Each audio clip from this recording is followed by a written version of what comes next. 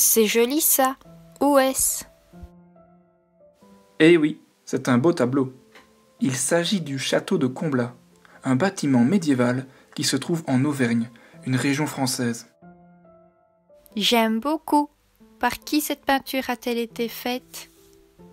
C'est l'artiste français Paul Signac qui l'a réalisée en 1887.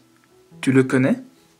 Non, ça ne me dit rien, mais il a l'air talentueux. Et dis-moi, pourquoi a-t-il peint ce château? Qu'a-t-il de spécial?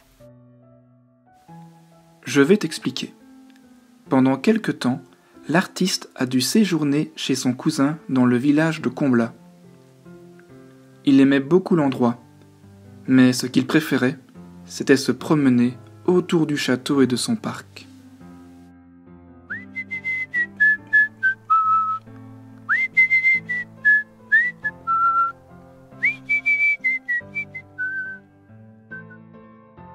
À l'époque, les photographies n'existaient pas encore.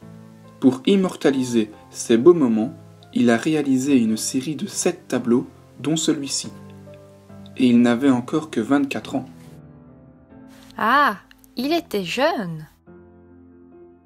Regarde bien le tableau. As-tu remarqué que le peintre a employé une technique particulière? Approche-toi et regarde attentivement.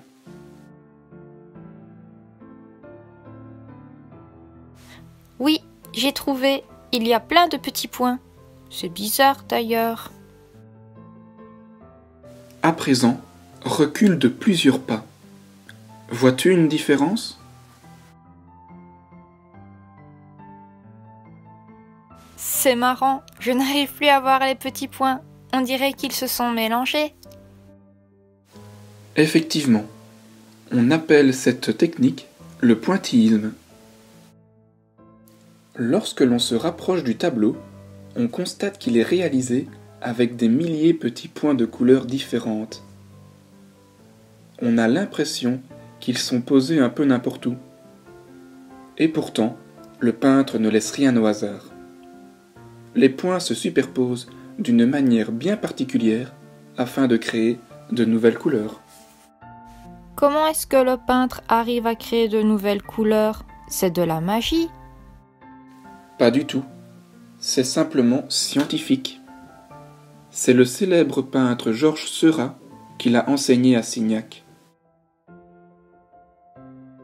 En fait, notre œil a le pouvoir de reconstituer automatiquement les couleurs. Du coup, le peintre ne les mélange pas. C'est à nos yeux à faire le travail. Ah, d'accord. Je comprends mieux maintenant.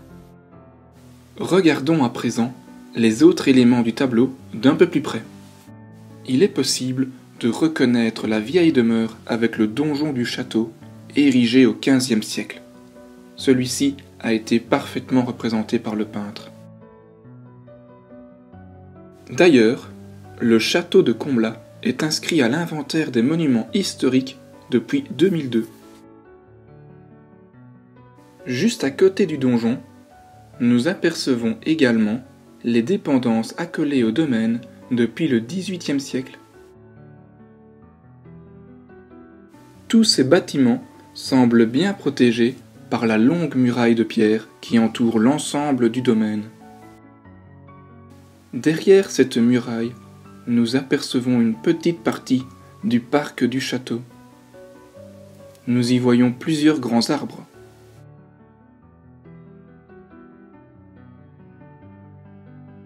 Ça a dû prendre beaucoup de temps pour peindre tout ça. Sûrement. Et le peintre a dû avoir très chaud.